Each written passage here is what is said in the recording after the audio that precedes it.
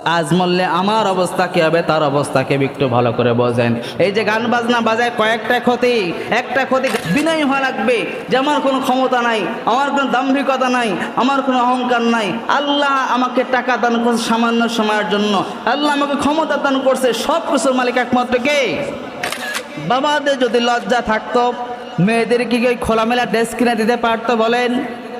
আর সমাজের মেয়েরা যখন রাস্তাঘাটে বের হয় এমন নিকৃষ্ট পোশাক পরে দেখলেও ঘৃণা করে কিনা বলেন? অথচ ওই বাবার যদি বিন্দু পরিমাণ লজ্জা থাকতো মেয়ে যতই আবদার করো কখনোই ওই ড্রেস বাবা কিনে দিতে পারতো না। রাসূল লজ্জার জন্য বলতেও পারে না। রাসূল সাল্লাল্লাহু আলাইহি সাল্লাম আরো কিছু সময় দাঁড়ায় থাকলেন, থাকার পরে রাসূল বলতে পারেন না লজ্জার জন্য তোমরা যাও এখান থেকে চলে যাও, বলতেও পারে না। আজকের আলোচনার বিষয় রাসূল আকরাম সাল্লাল্লাহু আলাইহি সাল্লামের লজ্জা ও বিনয়। রাসূল সাল্লাল্লাহু আলাইহি সাল্লাম তার কেমন লজ্জা ছিলেন এবং তিনি কেমন বিনয়ী ছিলেন এ সম্পর্কে আলোচনা করব। আল্লাহ যেন আমাদের সকলকে বোঝার এবং মানার তৌফিক দান করেন, আমিন। আল্লাহ পাক রব্বুল আলামিন এক আয়াতের মধ্যে বলেন, ওয়া ইন্নাহু লাআলা খুলুকিন আযীম। রাসূল সাল্লাল্লাহু আলাইহি সাল্লাম কি উত্তম চরিত্রের অধিকারী, সার্টিফিকেট দিয়েছেন কে? সবাই বলেন আল্লাহ। আল্লাহ বলতেছেন কি যে আমার বন্ধু অর্থাৎ মুহাম্মদ রাসূলুল্লাহ সাল্লাল্লাহু আলাইহি সাল্লাম উত্তম চরিত্রের অধিকারী। এখন রাসূল সাল্লাল্লাহু আলাইহি সাল্লামের চরিত্রের মধ্যে অনেকগুলা গুণাবলী ছিল। অনেকগুলা কি ছিল? গুণাবলী। প্রত্যেকটা মানুষের জীবনে গুণাবলী আছে না? কারো জীবনে কম গুণাবলী, কারো জীবনে বেশি গুণাবলী। তো সবার জীবনে কম বেশি গুণাবলী ছিল। তবে রাসূল সাল্লাল্লাহু আলাইহি সাল্লামের জীবনে সর্বশ্রেষ্ঠ গুণাবলী বলেছিল, বলেন সুবহানাল্লাহ। রাসূল আকরাম সাল্লাল্লাহু আলাইহি ওয়াসাল্লামের অনেকগুলা গুণাবলী ছিল, তার মধ্যে শ্রেষ্ঠ গুণ হচ্ছে 1 নম্বর লজ্জা, 2 নম্বর হচ্ছে বিনয়, এরপরে মানুষের প্রতি সহানুভূতি ভালোবাসা, ছোটদের প্রতি স্নেহ মমতা, বড়দের প্রতি শ্রদ্ধা, গাম্ভীর্য, স্থিরতা, ধৈর্য, সহনশীলতা, ক্ষমা ও ন্যায়পরায়ণতা, ন্যায়পরায়ণতা, এই কয়টা রাসূল আকরাম সাল্লাল্লাহু আলাইহি ওয়াসাল্লামের উত্তম গুণ। এই উত্তম গুণ এতগুলা বিষয়, এক একটা বিষয় আলোচনা করতে গেলে মাসের পর মাস লেগে যাবে। আজকে আপনাদের সামনে 2টা বিষয় আলোচনা করব। 1 নম্বর রাসূল সাল্লাল্লাহু আলাইহি ওয়াসাল্লামের কেমন লজ্জা ছিল, 2 নম্বর রাসূল সাল্লাল্লাহু আলাইহি ওয়াসাল্লাম কেমন বিনয়ী ছিল। রাসূল সাল্লাল্লাহু আলাইহি ওয়াসাল্লাম বলতেছেন, যত আদর্শ আছে সবচাইতে উত্তম আদর্শ আল্লাহ আমাকে দান করছেন। সুবহানাল্লাহ। কেমন উত্তম আদর্শ? 1 নম্বর আদর্শ হচ্ছে লজ্জা। 1 নম্বর আদর্শ কি? সবাই বলেন, সবাই একটু জোরে বলেন। কি? লজ্জা। কি? লজ্জা। 1 নম্বর আদর্শ হচ্ছে লজ্জা। রাসূল সাল্লাল্লাহু আলাইহি সাল্লামের কেমন লজ্জা ছিল? হাদিসের মধ্যে আসছে, আবু সাঈদ খুদরি রাদিয়াল্লাহু তাআলা আনহু বলেন, কানা আশাদ্দাহাবা হায়াআম মিনাল আযরা'i ফি খিদরিহা। রাসূল সাল্লাল্লাহু আলাইহি সাল্লামকে উদ্দেশ্য করে আবু সাঈদ খুদরি রাদিয়াল্লাহু তাআলা বলেন, রাসূল সাল্লাল্লাহু আলাইহি সাল্লাম এত লজ্জাশীল ছিল, একটা কুমারী রমণী, কুমারী নারী, কুমারী মেয়ে, একটা কুমারী হওয়ার পর একটা নারী যতটা লজ্জাবতী হয়ে ঘরের মধ্যে বসে থাকে, রাসূল সাল্লাল্লাহু আলাইহি সাল্লামের আদর্শ, রাসূল সাল্লাল্লাহু আলাইহি সাল্লামের লজ্জা এর চাইতেও বেশি ছিল। সুবহানাল্লাহ। একটা কুমারী নারী যে প্রাপ্ত বয়স্ক, এই লজ্জাশীলতার মধ্যে অনেক কি থাকে? বেশি থাকে।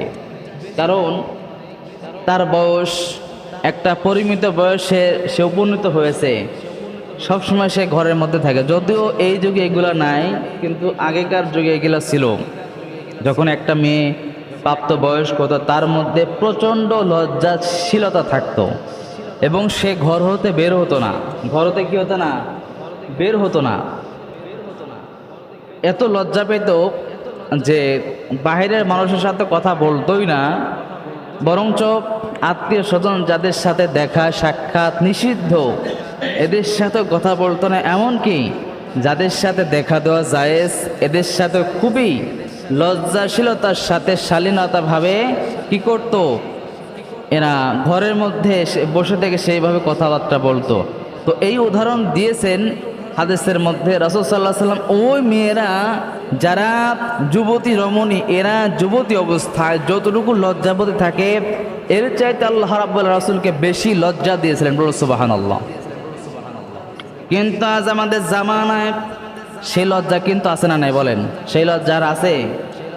এখন নারীরা, একসময় নারীদের কোনো সম্মান ছিল না, কিন্তু আমাদের বিশ্বনবী জনাবে মুহাম্মদ রাসূলুল্লাহ সাল্লাল্লাহু আলাইহি সাল্লাম এসে নারীদের যে মর্যাদা দিয়েছেন পৃথিবীর কোনো মানুষ এই মর্যাদা দেওয়ার ক্ষমতা রাখে নাই। অথচ এত মর্যাদা দেওয়ার পর আমরা উলঙ্গ হয়ে চলতে ভালোবাসি।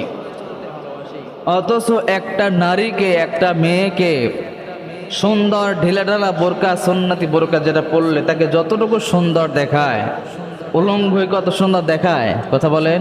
দেখায় না। একটা জিনিস তো যদি মনে করেন যে এই জিনিসটা ঢেকে রাখলে যতটুকু আকর্ষণ বৃদ্ধি পায়, এটাকে মানে খোলামেলা রাখলে অতটুকু আকর্ষণ থাকে?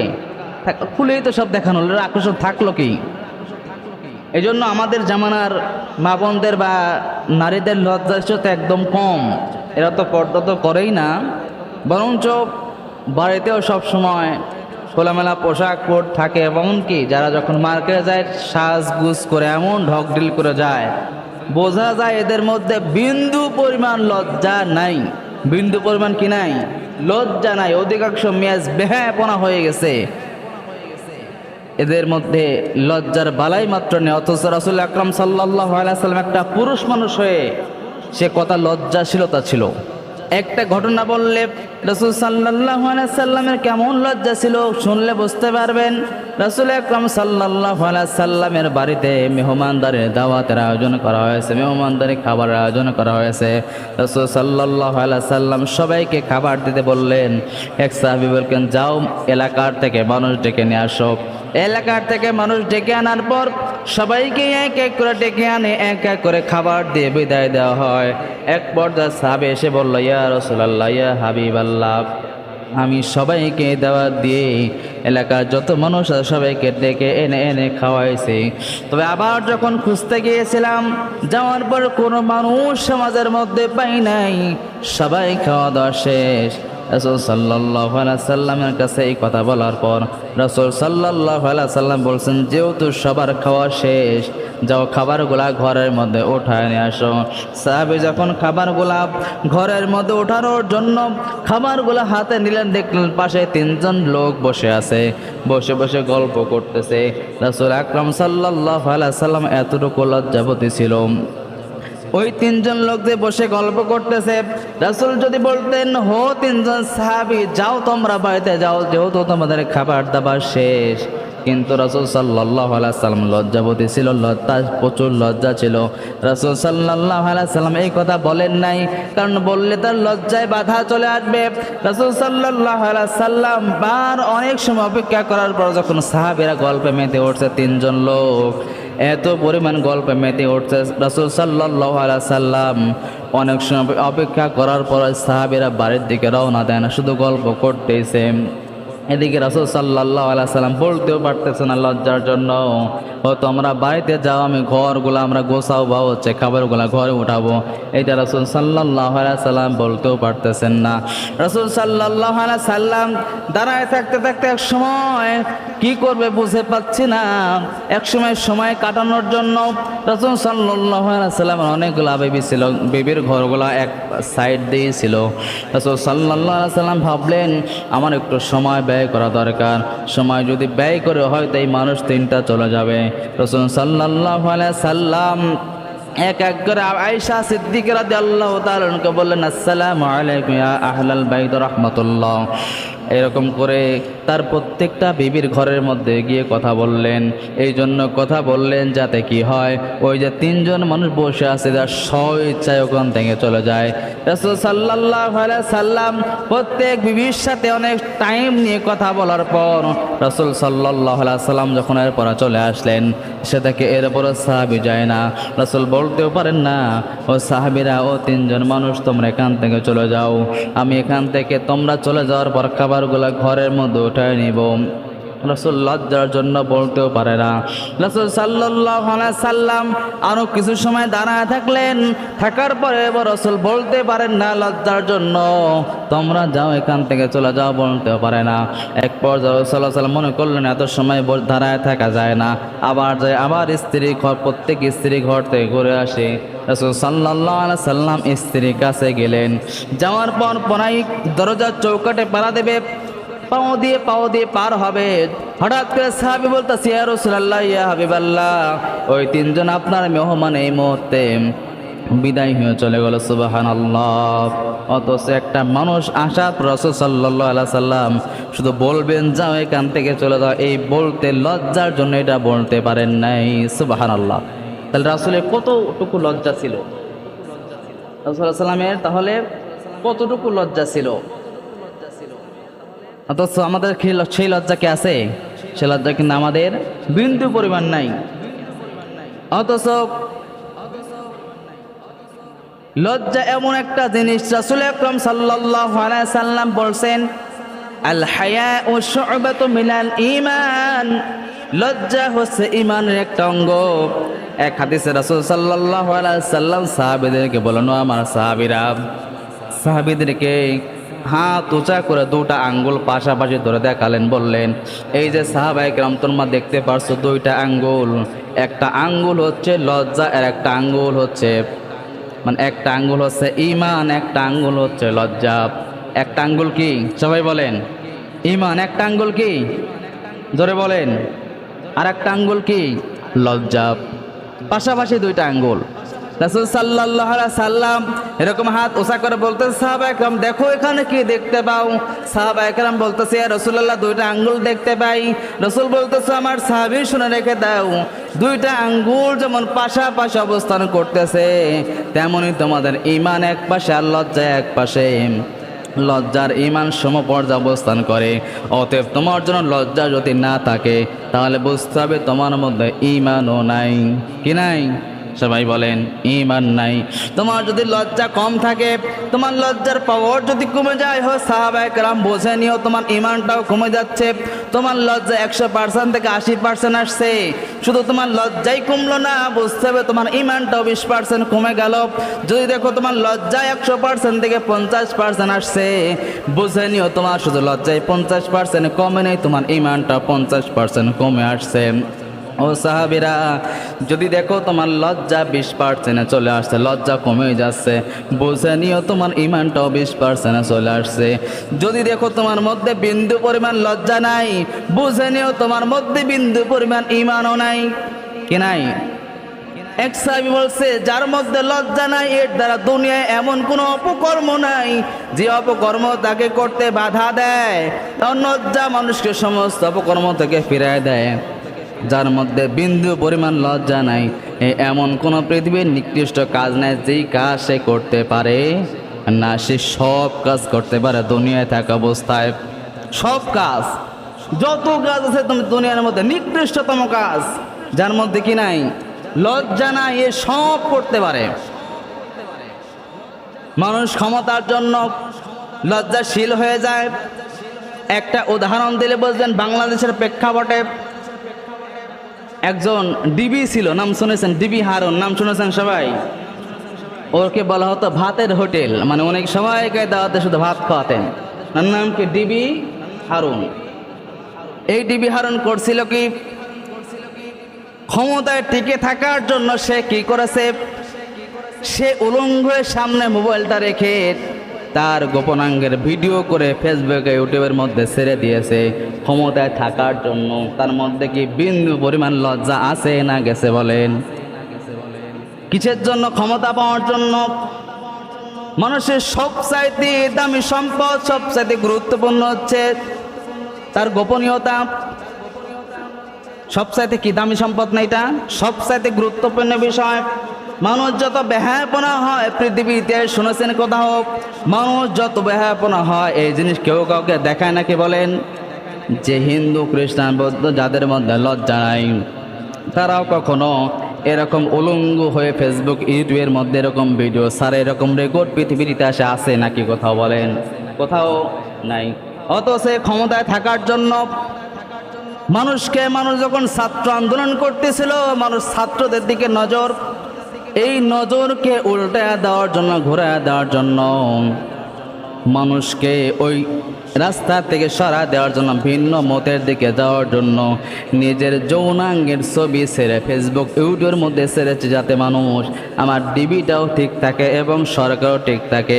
এই জন্য মানুষের মন ঘোরানোর জন্য নিজের যৌনাঙ্গর ছবি ফেসবুক, ইউটিউবের মধ্যে ভিডিও করে ছেড়েছে। তাহলে লজ্জা না থাকলে কি হয় দেখেন, এই উদাহরণ দিলে বোঝা যায় লজ্জা মানুষের কত দামি একটা সম্পদ। যার লজ্জা নাই, পৃথিবীর এমন কোনো নিকৃষ্ট কাজ নেই যেই ব্যক্তি করতে পারে না। লজ্জা 4 প্রকার ভালো আছে। এক প্রকার হচ্ছে আল্লাহর প্রতি লজ্জা। আপনার যদি আল্লাহর প্রতি লজ্জা থাকে, বলেন আল্লাহ যে বিধানগুলা দিয়েছে এই বিধানের বিরুদ্ধে চারণ করা কি সম্ভব না অসম্ভব? বলেন অসম্ভব। কি অসম্ভব? আপনি যখন মনে করেন আল্লাহ জেনাকে হারাম করেছে, আপনি যখন জেনা করতে যাবেন, আল্লাহর প্রতি যদি আপনার লজ্জা থাকে, বুঝতে হবে এই জিনিসটা আমি জেনা করতে যাব। দেখেন কে? বলেন কেউ। যেটা দেখে না সেটা দেখতে পারে কে? সবাই বলেন কে দেখে? আল্লাহ বলতে কষ্ট হয়? সবাই ঘুমাচ্ছেন নাকি?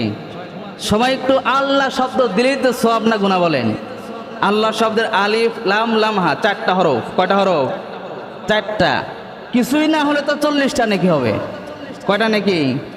এখানে আসছেন কিসের জন্য? নেক কামাই করার জন্য নাকি নেক কামাই ছাড়া আসছেন? বলেন নেক কামাই উদ্দেশ্য না?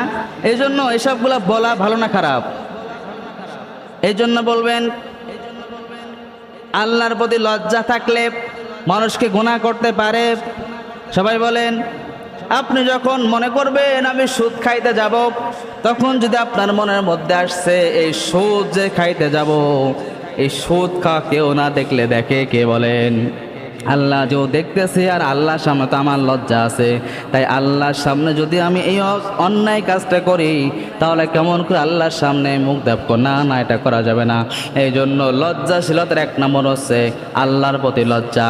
আল্লাহর প্রতি যদি বান্দার লজ্জা থাকে, এই বান্দার দ্বারা দুনিয়ার কোনো নিকৃষ্ট কাজ করা সম্ভব না। আর একটা আছে লজ্জাশীলতা হচ্ছে মানুষের সাথে, মানুষের জন্য লজ্জা। আপনার যদি মানুষের সামনে আপনার লজ্জাটা ঠিক থাকে, তাহলে বলেন মানুষকে কি আপনি গালি দিতে পারবেন নাকি? বলেন বা গালি দেওয়া যাবে? গালি দেওয়া যাবে না। কারণ যখন আপনি একটা মানুষের সাথে থাকবেন বা দেখা হবে, আপনার অন্তরের মধ্যে যদি বিন্দু পরিমাণ লজ্জা থাকে, বুঝতে পারে এই মানুষের সামনে যদি আমি গালিটা প্রয়োগ করে মানুষ আমাকে কী ভাববে, খারাপ ভাববে, তাহলে আমার লজ্জাশীলতা কোথায় যাবে? না না, এটা করা যাবে না। আর একটা লজ্জাশীলতা, ইমান লজ্জাশীলতা হচ্ছে নিজের কলবের প্রতি লজ্জা। কলব সবসময় অন্যায় করতে মন চায়, কারণ শয়তান কলবকে ধোঁকা দেয়। শয়তান প্রতিনিয়ত কলবকে বলে এই অন্যায় কাজ কর, এই গুনাহ কাজ কর।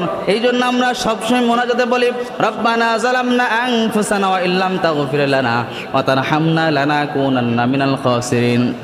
আল্লাহ তাআলা আমার উচিত ছিল নামাজ আদায় করা, আমার উচিত ছিল রোজা আদায় করা, আমার উচিত ছিল হজ করা, যাকাত দেওয়া, পর্দা করা, মানুষের সাথে ভালো আচরণ করা, খারাপ অন্যায়গুলো ছেড়ে দেওয়া। আল্লাহ কিন্তু আমি শয়তান ওয়াসওয়াসা করে এইটা করতে পারি নাই। রব্বানা যালামনা আনফুসানা, আনফুসানা বলা হয় নিজের নফসকে। আল্লাহ তাআলা আমার নফসকে দরকার ছিল সঠিক রাস্তায় চালানো। আপনি যে বিধানগুলো দিয়েছেন আমার নফসের কাজ ছিল সেইটা করানো, নফসের কাজ হচ্ছে সেইটা করা। কিন্তু রব্বানা যালামনা, হ্যাঁ আল্লাহ তাআলা যালামনা মানে আমি জুলুম করেছি, আনফুসানা মানে নিজের নফসের উপর জুলুম করেছি। কি করেছি? নিজের নফসের উপর জুলুম করেছি। কারণ আপনি ধরেন আপনার যাওয়ার রাস্তা কথা সোজা, আপনি যদি উল্টা চলেন সেটা আপনার প্রতি জুলুম করা হবে। আপনি পারেন 5 কেজি ওজন, যদি আপনার কাছে 10 কেজি দেওয়া, সেটা আপনার প্রতি জুলুম করা হবে। নফস চায় সবসময় ভালো কাজ করতে, কিন্তু যখন শয়তান ওয়াসওয়াসা করে আপনি নফসকে খারাপ কাজের মধ্যে নিয়ে যান, নামাজ থেকে দূরে রাখেন, পর্দা থেকে দূরে রাখেন, মুখের জবানকে হেফাজত করতে না পারেন, তাহলে নফস চাইছে যে গুনাহ মুক্ত থাকা। যখন আপনি গুনাহগুলো করতেছেন তার মানে নফসের উপর আপনি জুলুম করতেছেন। এই জন্য মাঝে মাঝে প্রতিনিয়ত আমরা দুনিয়া মোনাজাতে বলি, রব্বানা যালামনা আনফুসানা, আল্লাহ তাআলা আমার নফসের প্রতি আমি জুলুম করে ফেলেছি, ফাগফিরলি, অথবা আপনি আমাকে মাফ করে দেন। সুবহানাল্লাহ, অথবা কি আপনি আমাকে মাফ করে দেন। তো যেটা বলতেছিলাম, আমাদের আজ লজ্জা নাই, আমাদের আজ লজ্জা নাই। আজ যদি সমাজের মানুষের প্রতি লজ্জা থাকতো, তাহলে সমাজের বাবাদের যদি লজ্জা থাকতো, মেয়েদের কি খোলামেলা ড্রেস কিনে দিতে পারতো বলেন? আর সমাজের মেয়েরা যখন রাস্তাঘাটে বের হয় এমন নিকৃষ্ট পোশাক পরে দেখলেও ঘৃণা করে কিনা বলেন? অথচ ওই বাবার যদি বিন্দু পরিমাণ লজ্জা থাকতো, মেয়ে যতই আবদার করো কখনোই ওই ড্রেস বাবা কিনে দিতে পারতো না। শুধু তাই না, মেয়ের যদি লজ্জা থাকতো কখন আব্বাকে বলতো না, আব্বা যান ওই খোলামেলা ড্রেস আমাকে কিনে দাও, বলতো নাকি? কখনোই বলতো না। সন্তান যখন অন্যায় করতে যায়, গাঁজা মদ সমাজের নেশা দ্রব্যপান করে, ওই সন্তানের মধ্যে যদি বিন্দু পরিমাণ লজ্জা থাকতো কখনোই এই কাজগুলো করতো না। এক কথায় মানুষ যত অন্যায় করে সব লজ্জার বাইরের কাজ। লজ্জা দুনিয়ায় কোনো অন্যায় কাজ করতে পারতো না, মানুষের উপর জুলুম করতে পারতো না, অত্যাচার করতে পারতো না, খারাপ আচরণ করতে পারতো না। আমাদের মধ্যে লজ্জা নাই জন্যই আজ আমাদের সমাজটা নষ্ট হয়ে গেছে। আজ আমাদের লজ্জা নাই বলতে আমাদের দেশটা নষ্ট হয়ে গেছে। দেশের দায়িত্বশীল যারা আছে এরা ক্ষমতা পাওয়ার জন্য লজ্জা বলতেই নাই। যেখানে সত্য কথা বলা, কোনোদিন সত্য কথা বলে নাই। যত মিথ্যা কথা সব মিথ্যাদের মূল সম্পদ মিথ্যা কথা বলা। অমুক জায়গায় নির্বাচনে মারামারি হয়েছে, বলা দরকার ছিল এটা সুষ্ঠু হয় নাই। যে জায়গায় খুন হয়েছে সে জায়গায় বলে সব চাইতে সুন্দর নির্বাচন ওই জায়গা হয়েছে। এর আগে চট্টগ্রাম এক নির্বাচনে ওখানে 2জন না 3জন খুন হলো, নির্বাচন কমিশনকে বলা হলো যে ওই যে খুন হয়েছে নির্বাচন কেমন হয়েছে। বাংলাদেশের এক মন্ত্রী বলেছিল সবচাইতে সুষ্ঠু নির্বাচন ওই জায়গায় হয়েছে, বলো নাউজুবিল্লাহ। তার মধ্যে যদি বিন্দু পরিমাণ লজ্জা থাকতো কখনোই মিথ্যা কথা বলার আশ্রয় নিতে পারতো না। এই জন্য আজ লজ্জা নাই বলতে আমাদের দেশের এই ভয়ানক অবস্থা। লজ্জা নাই বলতে নারীদের এই ভয়ানক অবস্থা। লজ্জা নাই বলতে জেনা ব্যবসারা বেড়ে গিয়েছে। লজ্জা নেই বললে অশ্লীল বেহায়াপনা বেড়ে গিয়েছে।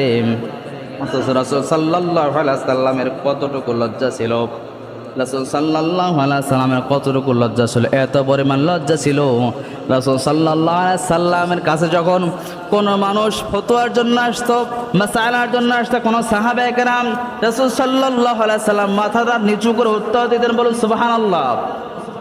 সে হচ্ছে জগৎ চুলের সেরা মনীষ, পৃথিবীর মধ্যে সেরা মানব, নবীদের মধ্যে শ্রেষ্ঠ নবী, যার কোনো জীবনে ভুল নাই, বরং স্বয়ং আল্লাহর প্রিয় বন্ধু। সেই নবী যখন মানুষের সাথে কথা বলতেন কখনোই বুক ফুলিয়ে কথা বলতেন না, সবসময় চোখগুলো মাটির দিকে নিচে থেকে উত্তর দিতেন। কেমন নমনীয়তা আর লজ্জা ছিল, একটি উদাহরণ দিলে বুঝবেন। রাসূল সাল্লাল্লাহু আলাইহি সাল্লামের কাছে এক নারী সাহাবী আসছে, সে বলতেছে ইয়া রাসূলুল্লাহ আমি মাসআলাটা জানতে চাই বলেন। রাসূল সাল্লাল্লাহু আলাইহি সাল্লাম একটু লজ্জা পেলেন। লজ্জা পাওয়ার জন্য রাসূল চোখ ধরে নিচের দিকে দিলেন, দিয়ে আস্তে করে বলতেছেন তোমার উত্তরটা হবে এই। তখন নারী সাহাবী বলতেছে ইয়া রাসূলুল্লাহ বুঝতে পাই না, আবার বলেন। রাসূল বলতেছেন তোমার উত্তরটা হবে যেটা একটু আগে বললাম সেটা উত্তর হবে। এরপর নারী বুঝতে চায় না, আবার ইয়া রাসূলুল্লাহ বলেন এটার উত্তর কি হবে, একটু স্পষ্টভাবে বলেন। রাসূল বলতেছে সুবহানাল্লাহ আমি এই প্রথম যেটা বলেছি উত্তর সেইটাই হবে। রাসূল সাল্লাল্লাহু আলাইহি সাল্লামকে বারবার প্রশ্ন করতেছে। তখন ওই যে রাসূল সাল্লাল্লাহু আলাইহি সাল্লামের স্ত্রী আয়েশা সিদ্দিকা রাদিয়াল্লাহু তাআলা আনহা ওই মহিলাকে ধরে টেনে নিয়ে এসে বললেন তুমি কি দেখতে পাও না নবী বিশ্ব নবী জনাবে মুহাম্মদ রাসূলুল্লাহ সাল্লাল্লাহু আলাইহি সাল্লাম যখন তুমি বারবার প্রশ্ন করছো তখন লজ্জা পাচ্ছেন, বিদায় উত্তর দিতে দ্বিধাবোধ করছেন। তুমি কেন বোঝো না, আসো আমার কাছে আসো, আমি উত্তর বোঝায় দেই। আয়েশা সিদ্দিকা রাদিয়াল্লাহু আনহা তাকে বোঝায় সুন্দর করে উত্তরটা বোঝায় দিলেন। তাহলে বোঝেন রাসূল সাল্লাল্লাহু আলাইহি সাল্লাম কতটুকু লজ্জাশীল ছিল, আর আমাদের মধ্যে তার বিন্দু পরিমাণ লজ্জা আছে না নাই বলেন। অথচ উম্মত দাবি করে বড় বড় কথা তো বলতে পারি, অথচ আমার মধ্যে সামান্যতম লজ্জা নাই। কেমন বিনয় ছিল দেখেন। রাসূল সাল্লাল্লাহু আলাইহি সাল্লাম যখন কোন জায়গায় যাইতেন, সাহাবায়ে কেরাম থাকতেন, রাসূল সাল্লাল্লাহু আলাইহি সাল্লাম কখনো সবার আগে গিয়ে আগে যাইতেন না। কারণ আগে গেলে সাহাবায়ে কেরাম যদি পিছে যাইতো তাহলে দাম্ভিকতা, অহংকার চলে আসতো। আর অহংকার এমন একটা নিকৃষ্ট কাজ, অহংকার থাকলে সমাজ ধ্বংস হয়ে যায়, জাতি ধ্বংস হয়ে যায়। এই জন্য রাসূল সাল্লাল্লাহু আলাইহি সাল্লাম যখন সাহাবীদের দল নিয়ে কোথাও যাওয়ার জন্য রওনা দিতেন, সাহাবায়ে কেরাম আগে থাকতেন, রাসূল সাল্লাল্লাহু আলাইহি সাল্লাম পিছনে মাঝে থাকতেন। সুবহানাল্লাহ। তিনি কতটুকু বিনয় ছিলেন একটু বোঝার চেষ্টা করেন। অথচ আমাদের মধ্যে সেই সামান্যতম বিনয় নাই। একজন এই কথা বললে বুকের পাটায় গিয়ে দেখ আমার পাটা কত বড়। অথচ রাসূল সাল্লাল্লাহু আলাইহি সাল্লামকে বুকের শক্তি কম ছিল নাকি বলেন? ক্ষমতা কম ছিল? ক্ষমতাও কম ছিল না, বুকের শক্তিও কম ছিল না। কিন্তু কখনো কেউ বলতে পারবেন রাসূল সাল্লাল্লাহু আলাইহি সাল্লাম কোন মানুষের সামনে বুকের পাটা উঁচু করে দিয়ে বলছে আমার পাটা বড়? কে বলছো তোমার সাহস কে দিল বল? এইটা কখন রাসূল সাল্লাল্লাহু আলাইহি সাল্লাম বলেন নাই, বরং নমনীয়তার সাথে সবসময় কথা বলতেন। রাসূল সাল্লাল্লাহু আলাইহি সাল্লামের হাদিসের মধ্যে পাওয়া যায় কখনো উঁচা বুক সন্নি করে রাস্তা দিয়ে হাঁটতেন না, সবসময় বুককে নিচুর দিকে নিয়ে, চোখকে নিচুর দিকে নিয়ে হাঁটতেন। যে মুক্তির দিশারি মহামানব, তার চরিত্র যদি এমন হতে পারে তাহলে আমাদের অবস্থা কি বলেন? আমরা কত খারাপ হয়ে গেছে। এই জন্য খবরদার খারাপ আচরণ করা যাবে না, সবসময় লজ্জা থাকতে হবে। পুরুষদের লজ্জা থাকতে হবে, নারীদের লজ্জা থাকতে হবে, মেয়েদের লজ্জা থাকতে হবে, সবার লজ্জা থাকা লাগবে। লজ্জা থাকলে তার দ্বারা কোনো গুনাহ করা সম্ভব না, লজ্জা থাকলে তার দ্বারা কোনো গুনাহ করা সম্ভব না।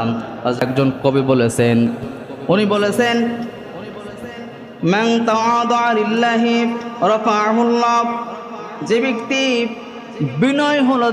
বিনয় নত স্বীকার করলো, আল্লাহ তার মর্যাদা 1000 গুণে বৃদ্ধি করে দেয়। সুবহানাল্লাহ।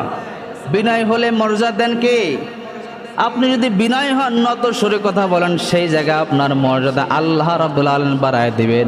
আল্লাহ যদি মর্যাদা বাড়ায় দেন, বলেন পৃথিবীর সমস্ত মানুষ যদি নিজ দিকে টেনে লজ্জা দূর করতে চায় বা আপনার সম্মান নষ্ট করতে চায়, আল্লাহ যদি আপনার নমনীয়তা দেখে আপনার মর্যাদা বাড়ায় দেয়, আপনার সম্মান বাড়ায় দেয়, বলেন পৃথিবীর কোনো মানুষকে আপনাকে অসম্মান করতে পারবে নাকি?